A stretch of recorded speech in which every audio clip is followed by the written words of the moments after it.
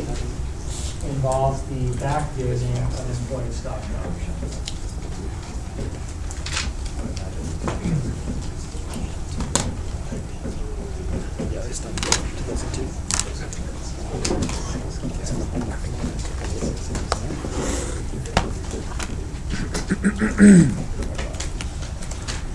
All right, so to understand what this backdating issue is, let me give you an example from a case from Apple. On January 19, 2000, Apple stock closed at 106.56, and on the same day, Apple announced that they had granted 10 million options to Steve Jobs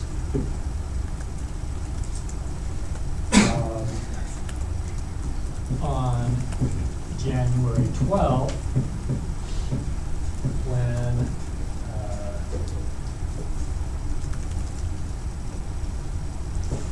at a strike price of 87.19, which was the market price on that day.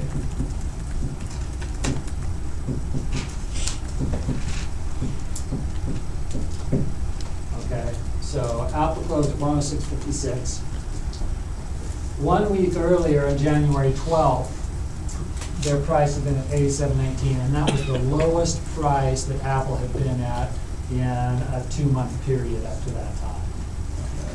And Apple announced, hey, 1 week ago, we granted 10 million options to Steve Jobs at the money at 87.19. Fast forward to 2007, Apple, in the midst of fabricating documents,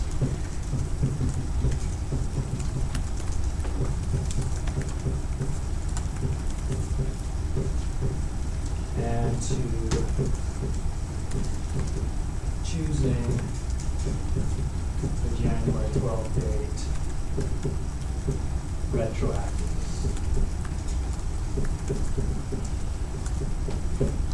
All right. So that's an example of backdating. Backdating just means we'll date on some document from an earlier date than what is actually the current date. And in this case, Apple backdated the stock option grant that they had given to Steve Jobs. Okay. So first of all, why would Apple do this backdate? What's the incentive for them to backdate the options? Could have a lower expense in the income statement. Okay. So lower expense on the income statement.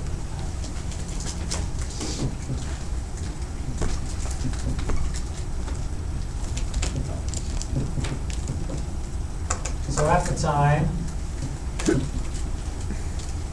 options had to be expensed at their intrinsic value. So if you granted options, we talked about this before, if you granted options at the market price, at the money, then there was no expense to put on the income statement. You didn't have to report any expense at all. So they were reporting a price of $87.19 for the strike price, when in fact the price that day would have been $106.56. So what they did was illegal. It's illegal to say that you did something illegally earlier that you did not actually do. Okay. Now, they could have done this legally by saying, we are granting him 10 million options today at a strike price of 87.19. Okay, that's perfectly legal. You can say whatever strike price you want. They don't have to give the money. But if they had done it legally, then they would have had to report this huge expense on their income statement that would have hurt their earnings for the year. Okay. So instead, they lied and said, oh, we actually did this a week ago. What's the benefit in this for Steve Jobs? Makes a lot more money, okay. By having the strike price at $87.19 instead of $106.56, he made an estimated extra $140 million.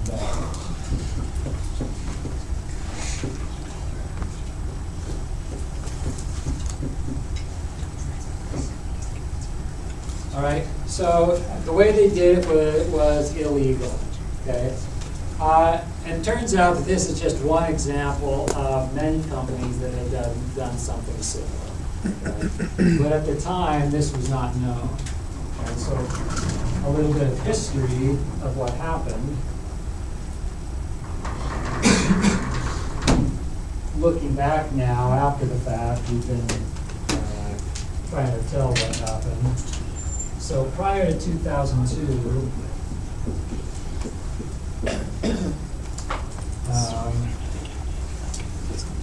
backdating was common practice.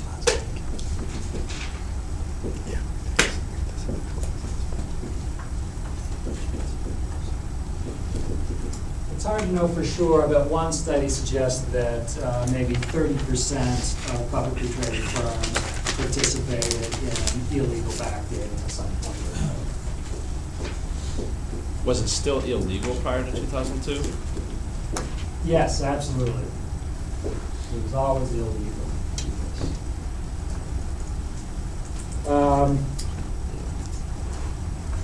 After 2002, there was much less backdating.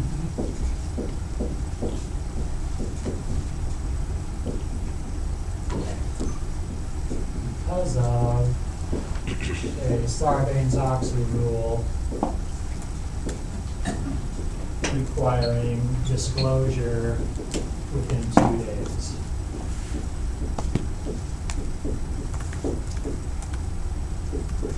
Okay, so you couldn't say you'd done it a week earlier, it had to be within 2 days, and that greatly reduced the opportunity for backdating. Was there a penalty, like for Apple, like in 2007?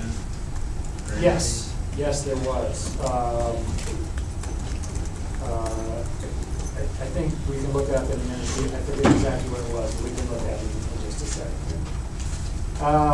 Okay, but even though there was that rule in 2002, it still was not known that this was going on. The rule was made, but it wasn't to stop this from happening. People did not realize how widespread this practice was. What happened was in 2005, there was a Wall Street Journal article about just one firm that backdated. This was really the first time this had been publicized much at all. What was the name of that company? It's not a well-known company. Mercury Interactive.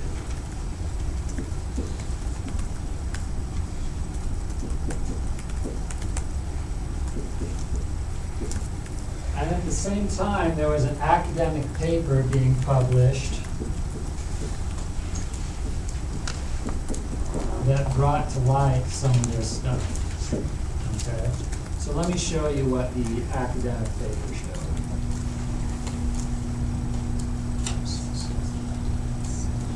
Various line, is that short for?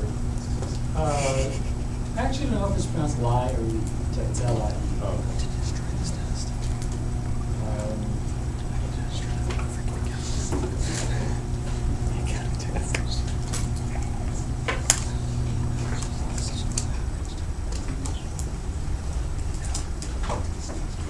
So this guy, as well as some co-authors that worked on the paper with him,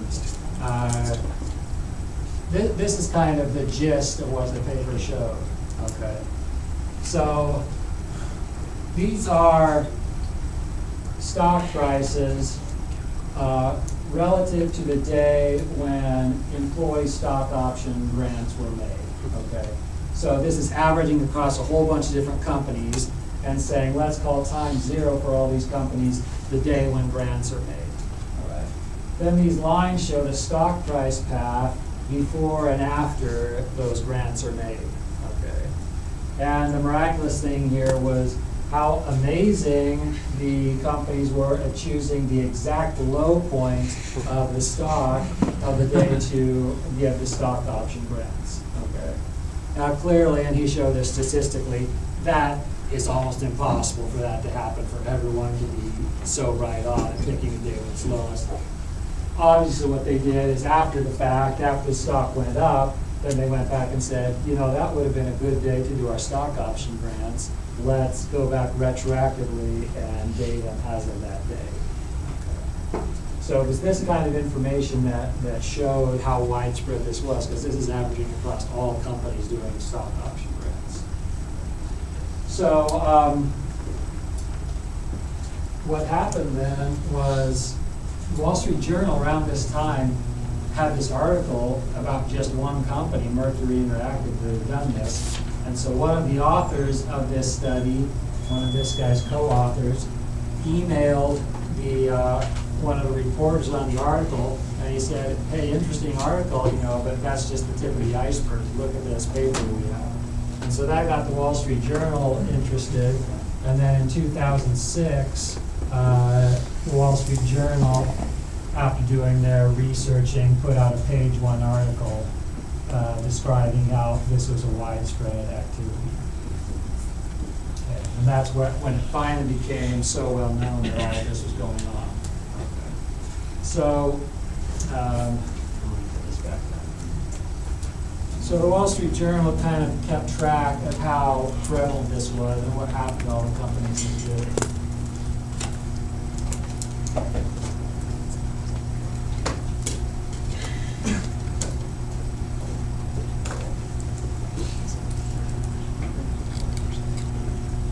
We're talking about stock options have a vesting period.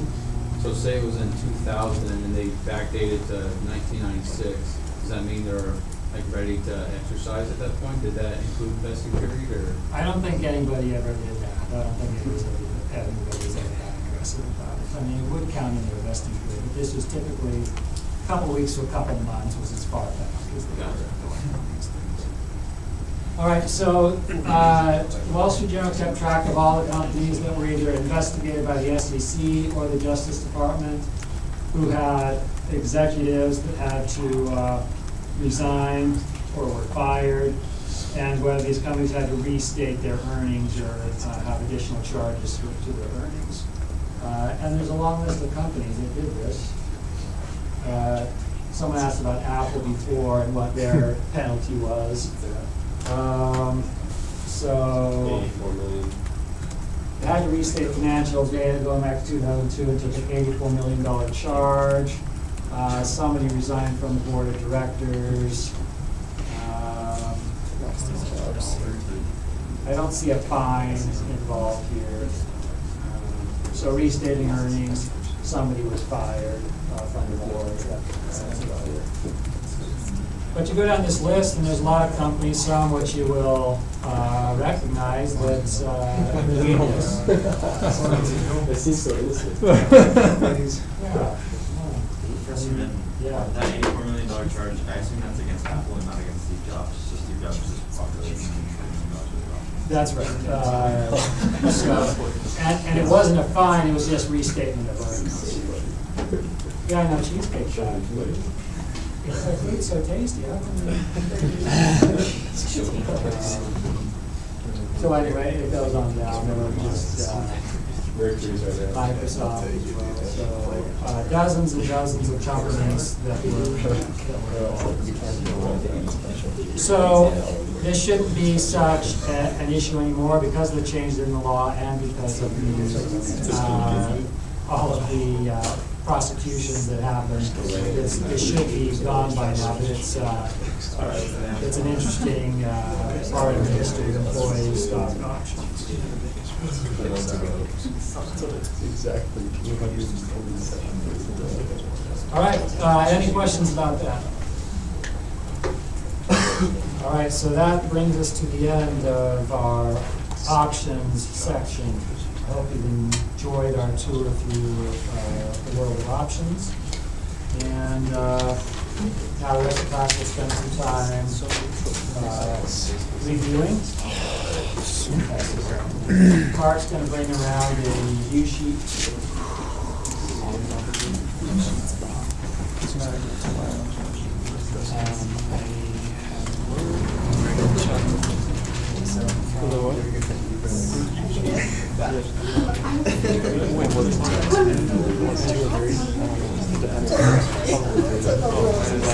Some drogas.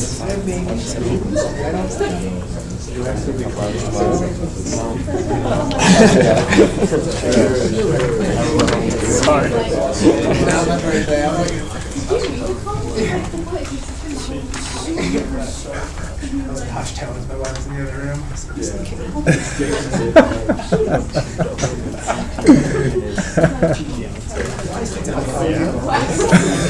A lot There's so much, dude. But you have to know all those like the spreads and stuff, like the barefoot spreads.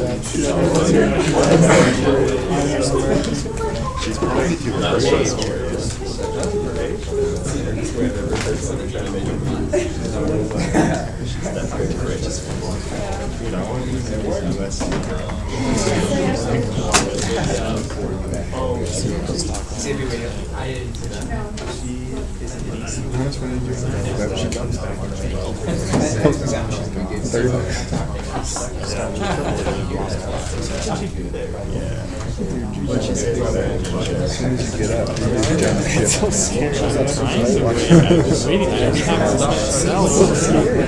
Really?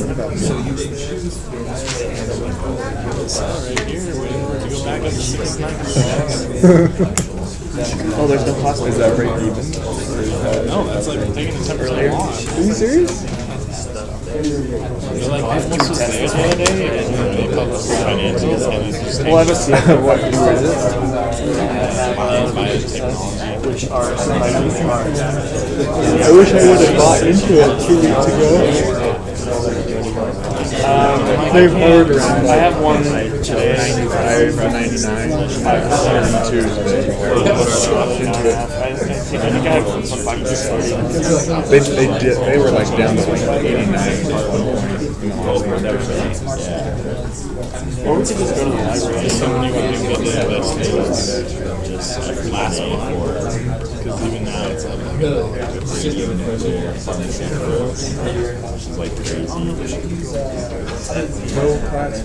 Alright, so exams and testing center Wednesday through Friday. It's not cumulative. Close book note, don't forget exactly that. There's no class on Wednesday. Same as last time, 200 points total. Any questions about the structure of the test? Okay.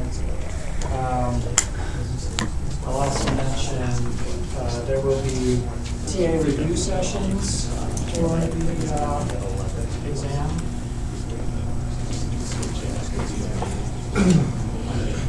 So starting tomorrow, the regular TA hours will be designated review sessions for the exam. So starting with Alexis in the morning, and then through Friday with Mark. They'll all do something to review for the exam on that day. So it's up to them what they do. They usually do something exciting. Just talked to Mark on Friday. He's got kind of a carnival plan with options, games, and snacks, fish pond, and it's going to be good. I'm really excited about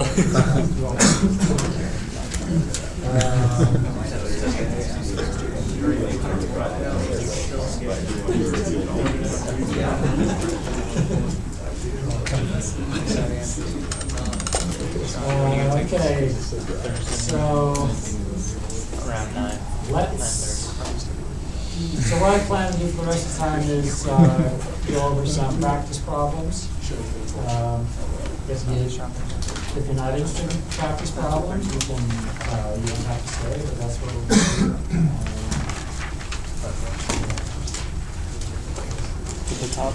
Someone asked me at the beginning of class, you know, are you gonna open up to questions from everyone? And I really never like to do that, because I always feel like that devolves into not a very good review, because one person has a question, everybody else has that question, and that seems very productive. So if you do have questions, please come to the TA hours or come to my office, and we can handle that a lot better in those settings.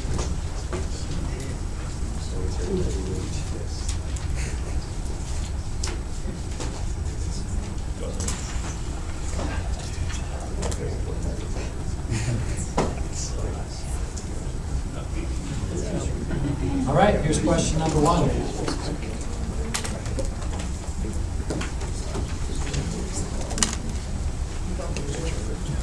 These are posted on Learning Suite, so don't feel like you have to write down the whole question. You can go back to it. Yeah. So this is part of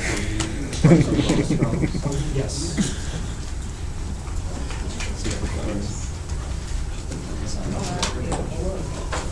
This is a call area, isn't it?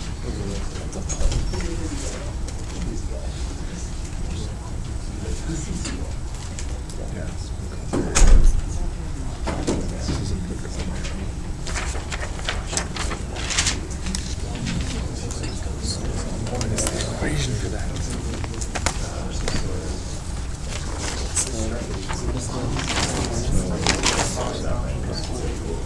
P plus stop equals C plus J discount.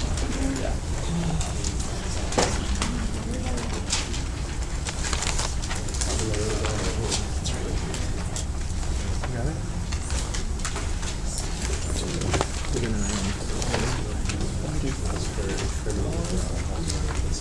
3 months.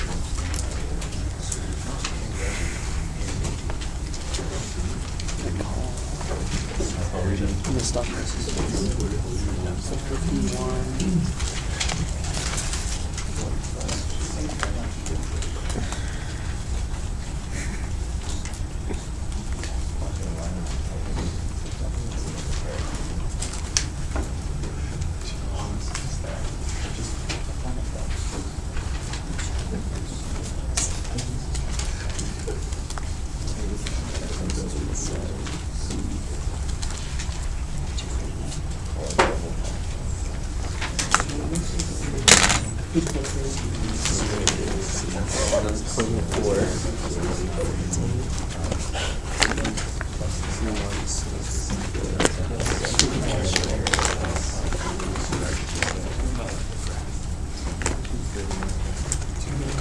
That's harder than you think.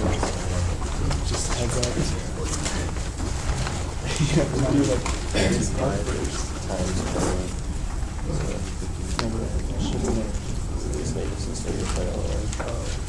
yeah. So you gotta put in point one. This neighbor guy. This calculator sucks to get in. That's 49. So it's 51.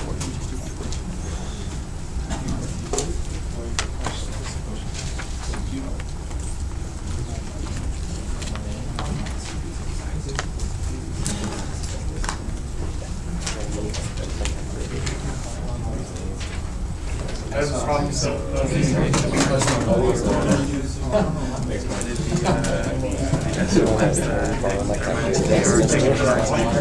Did you ever? Yeah, he sucks. He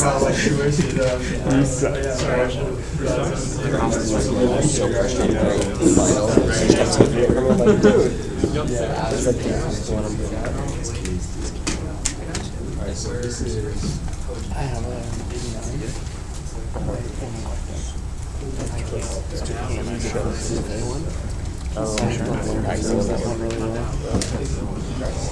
I love her 89. That's why I was the bomb is you can put the whole equation in and if you have problems. Killing it, bro. Straight up. If the questions are like this, I'm getting 100, man. The thing is, the scope of the content is so wide. Yeah, there's so much stuff to know. I was like feeling pretty good about it until I saw this, and I was like, oh, that's I didn't realize there was so much. a lot. Yeah, that's right. I'm gonna start today. All right, what's your answer, A, B, C, or D? B. Good job. Yes, So is the put call parity, is it just for European options or can it be for both? just for American? European Just options, European, okay. yes. So European options of the same strike price and same maturity. So it's in that limited situation. So would there ever be a question asking the same concept but for American options? If it was for an American option, you would not be able to solve exactly for With the put call parity. In the book, there's a formula for sort of an inequality. You can kind of narrow it down, but you can't actually solve for it. Do you have a question, Alex? Okay. Yeah, so there's the put call parity equation. You're given the put price and the stock price, and you're given the exercise price, the R and the T, and then you just need to solve for the call price. So if you know the put price, you can pin down the call price.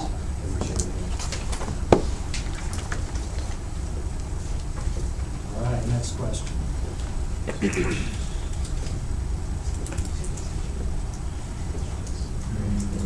Same strike price and same maturity, question with the put call parity, Yes. just those two. Yeah.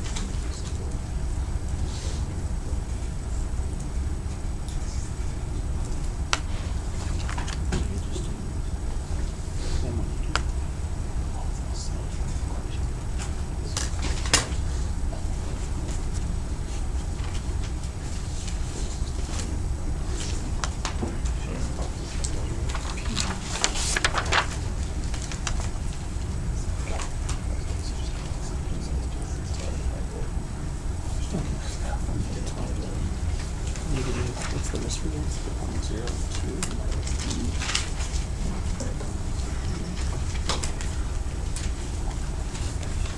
Divided by U minus D.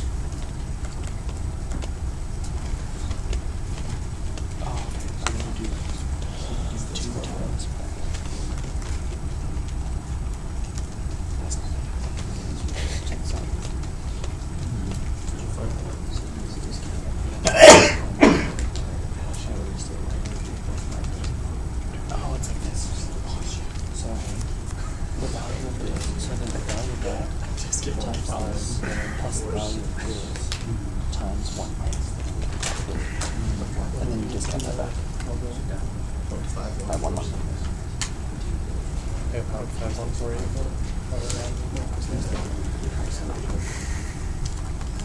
This tells you the probability. Yes.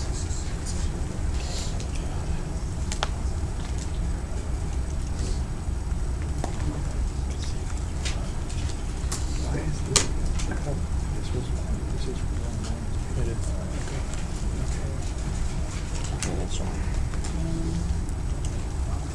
So we're gonna do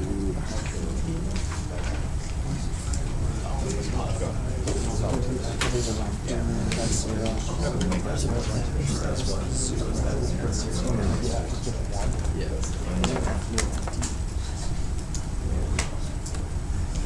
Why is that times 1?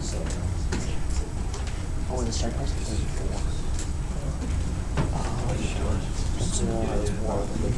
Because now the put is worth 1 because if you sell it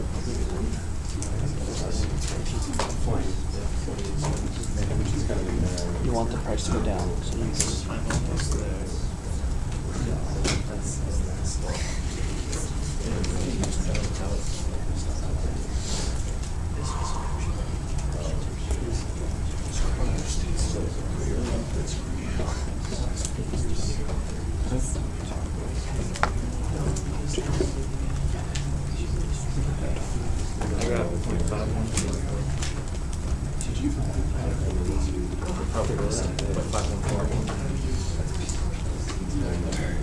Oh, I wrote, sorry, I wrote.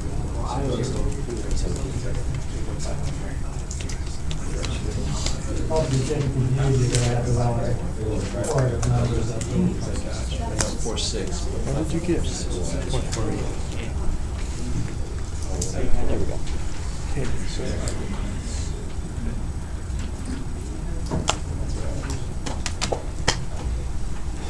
what do you do for your up ratios? Up ratio is 1.0579. Down. 0.9429. What's your probability? So P is 0.4854. And then that's wrong. Yeah, so Did you do negative? so the current stock price is positive. Are you supposed to do a positive? Probability too. Okay. And then the actual ratio. Okay, well, it's like, it's the same thing essentially.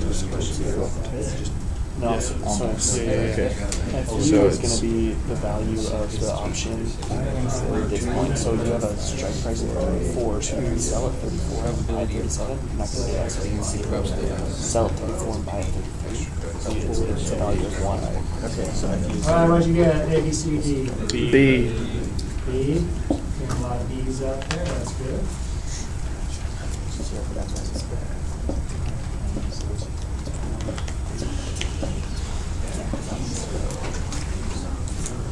So the first thing you need to do is find your U and your D. Okay, you can get that by 37 over 35 and 33 over 35. Once you know your U and your D, then you can find P, the probability of going up. You can see there, 2.5. And once you have P, you can plug it into this equation for the value of the put. You would need to know the value of the put in the up state and in the down state. So since the strike price is 34, the value in the down state is 1, and the value in the up state is 0. That's where the 1 comes from. Solve that equation, and you get 48 cents as the price of the put. Any questions?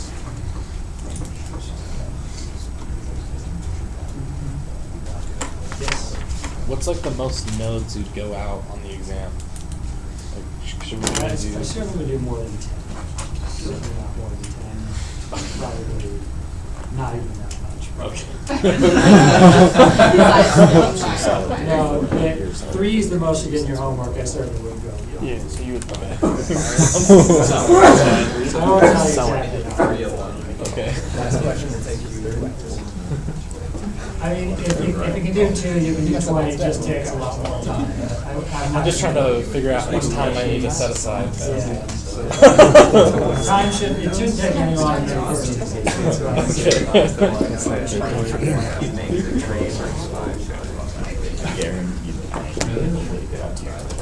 All right, next question.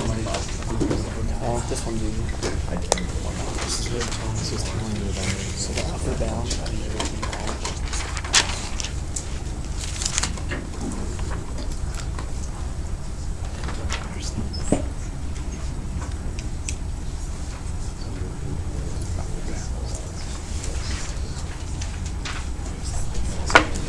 It's the table. This one. European call.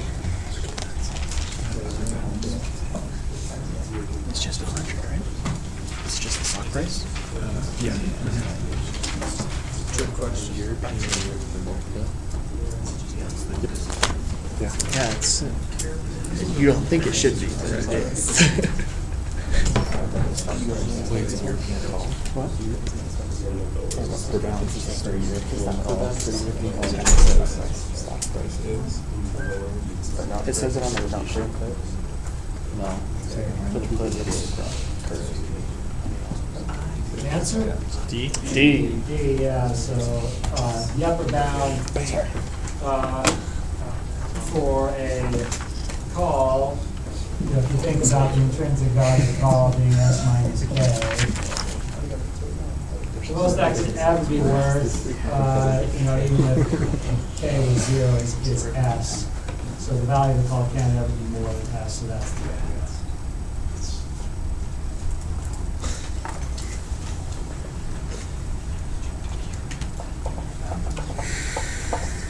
All right. See you then.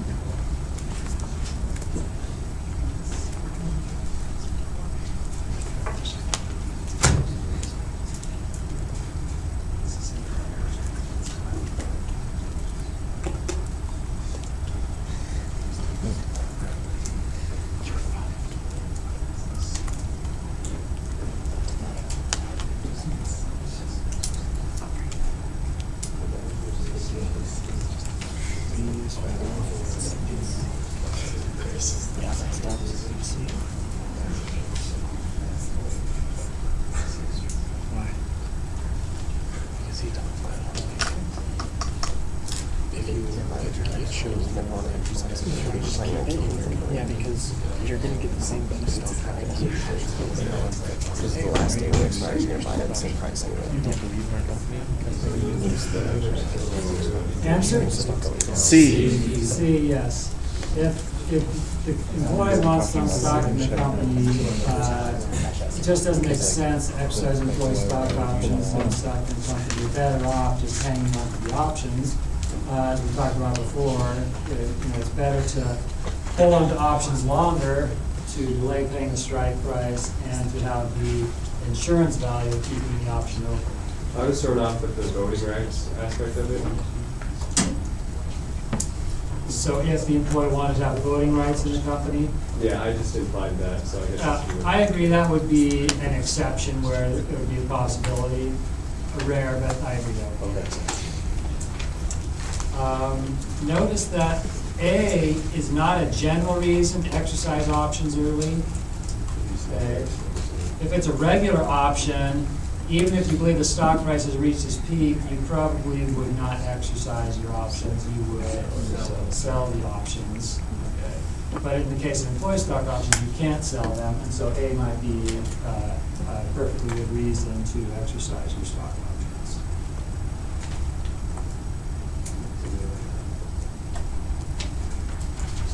Okay, here's a true false. I don't know this one. You're doing a bare bones spreads here.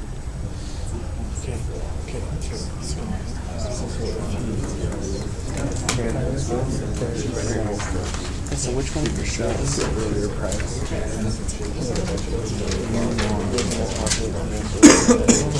You're logging it into, right?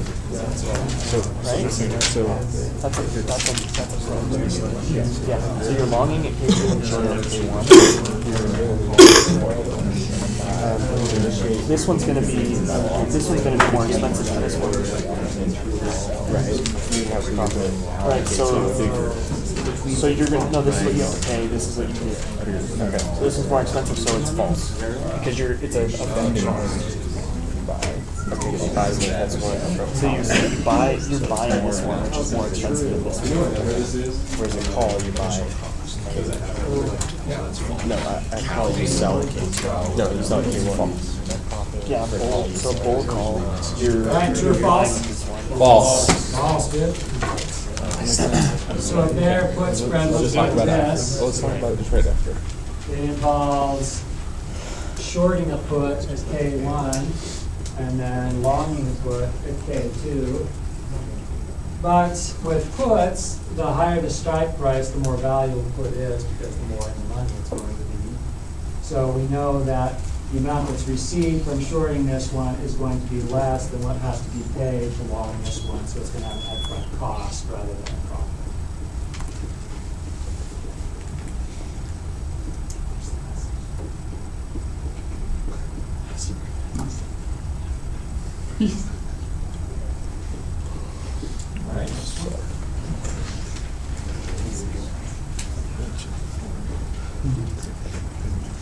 Put, so it's the put one.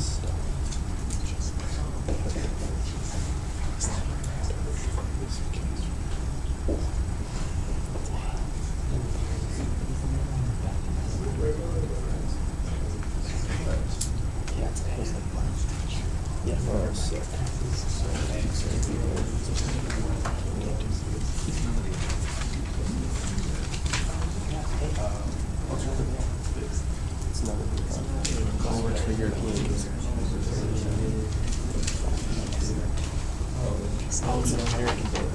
That's really good. So it's called parity.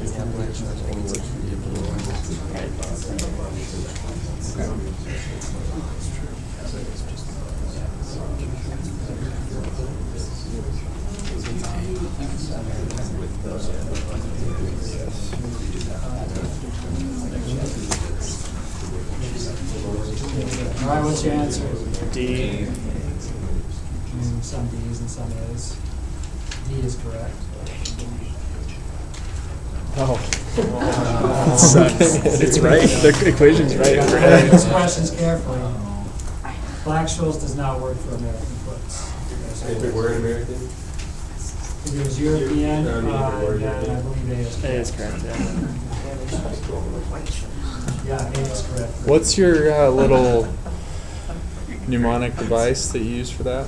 Sun or curtain. It's on learning speed. Oh, for the Pictures. Pictures? Yeah, yeah. Yeah, look it up on Learning Suite if you want It's to. on Okay. in the content and miscellaneous. Okay. I already I've opened it and have memorized it. If it's a non-dividend paying stock, then they're going to exercise the call early, and so Okay. Black-Scholes could. Sun curtain. But not necessarily.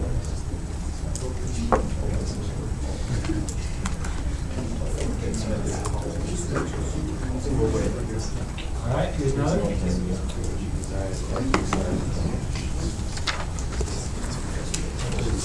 Oh, the margin requirements.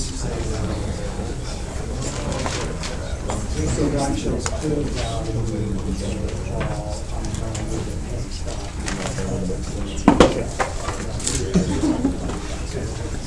Stop putting my phone in my lap. Okay. So it's 100% plus 20% underlying.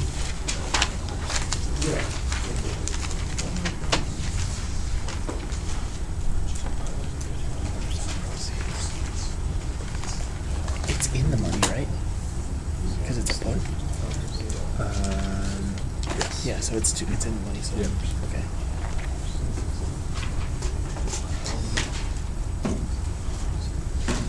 And underlying is it the stock price? Okay.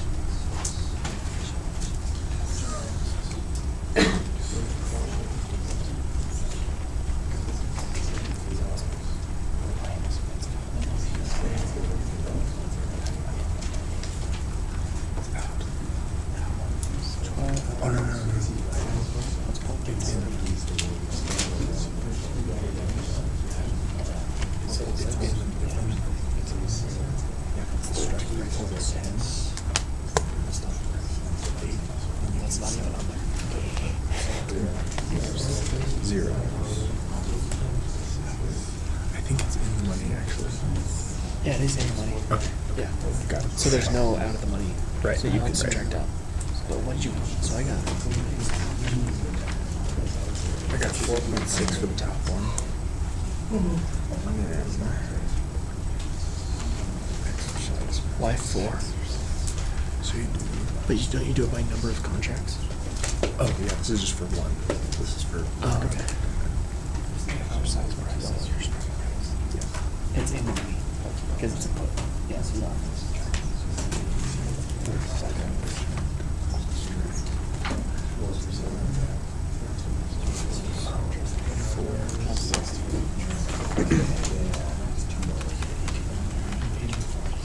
So it's 18.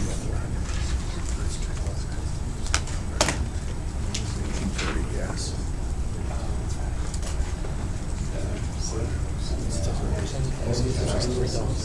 Plus 10%. Yeah, so which is $1. Right. What's the what is the investor's initial return? It's just 1840. Did you get D?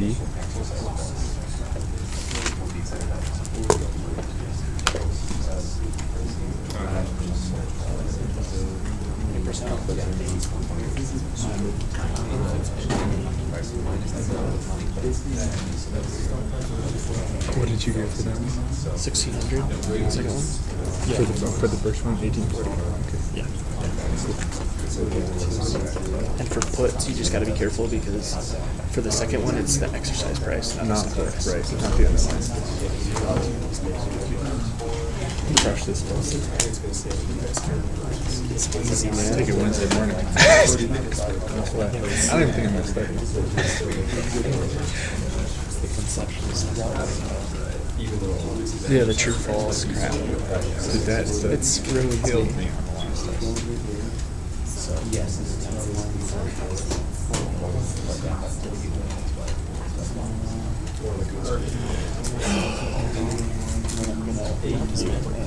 I'm just so super hard today.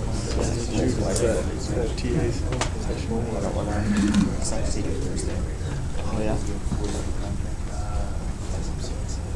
It's open till Friday, right? Yeah, last day. Hey, what does your charger look like? The middle part there.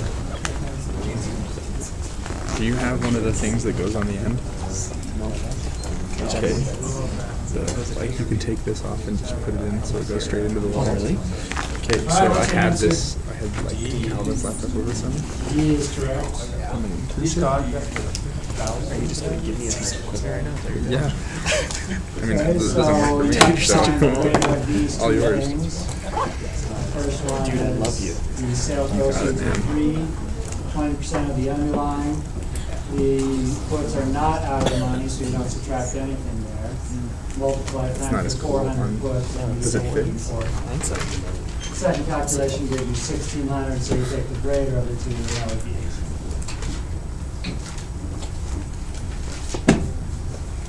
So you're not out of the money. Money. because You, they wouldn't exercise it, so You would exercise this. You can exercise this at a profit right now because the stock price is 8, the strike price is 10, so it's $2 in money. oh, for the person who buys. Yes.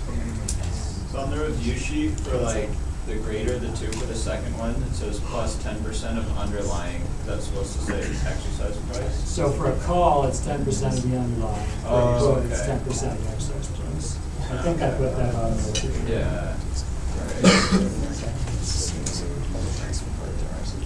Other questions? Okay, you guys got through these faster than the early class today, so we could just do general questions for 10 minutes if you have questions you want to ask.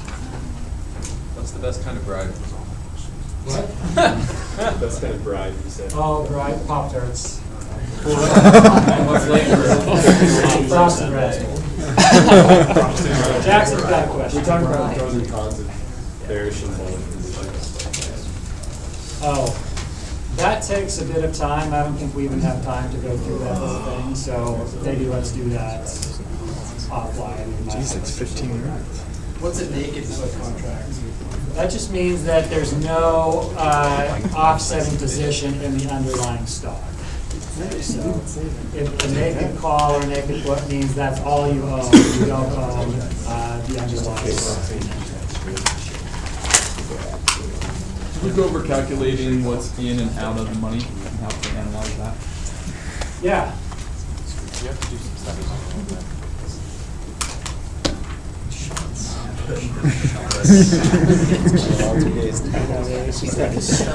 That's what always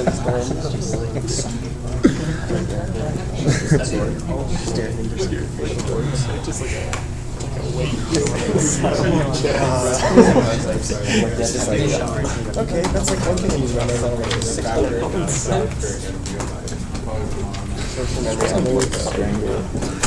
There's like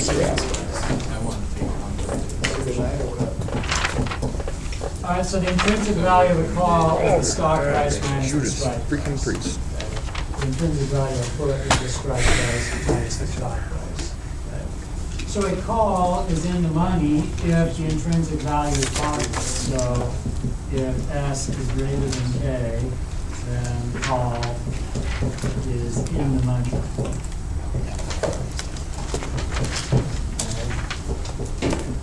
If S is less than K, then it's out of the money.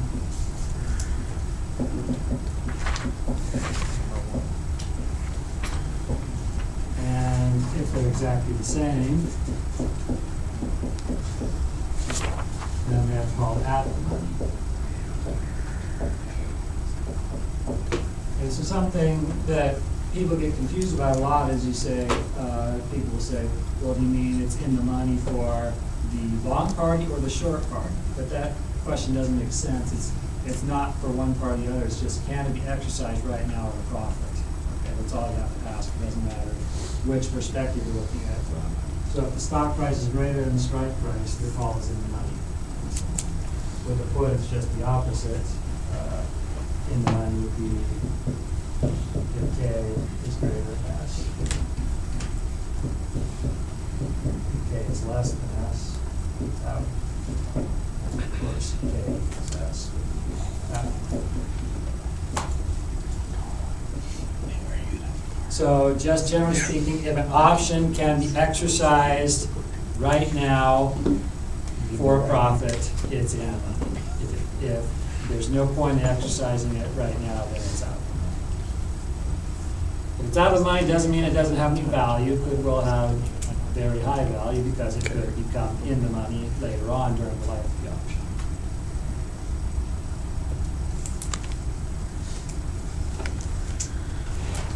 We good there, Byron? Yeah, thank you. Other questions?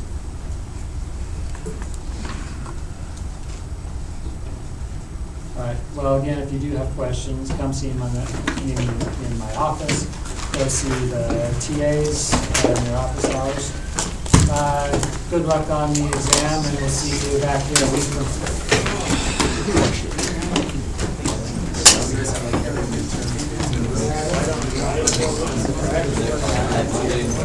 So tonight, you want to start with like, start with chapter 4. Let's go over the formula.